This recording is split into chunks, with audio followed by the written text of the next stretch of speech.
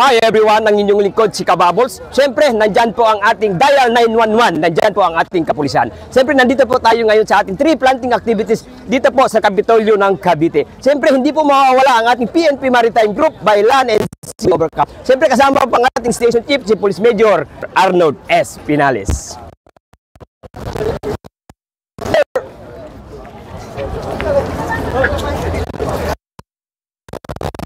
Siyempre, hindi po mawawala ang ating Regional Commander ng ating si Police, Colonel Raho Opelanyo.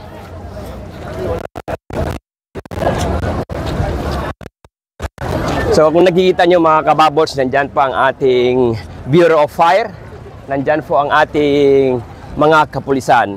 Siyempre, nandito rin po lahat ang ating local government unit ng ating buong Cavite. Of course, nandyan din po ang ating NCR-PO PNP. Pero hindi rin po mawawala ang ating Special Action Force. Hindi na natin abot ako, yung mga tinatanong ko, hindi ko na po ipapakinabangan. Ang susunod na sa ating lahi na po, sa ating mga anak, sa ating mga apo, ang mabibigay na malinis na hangin. Hindi po natin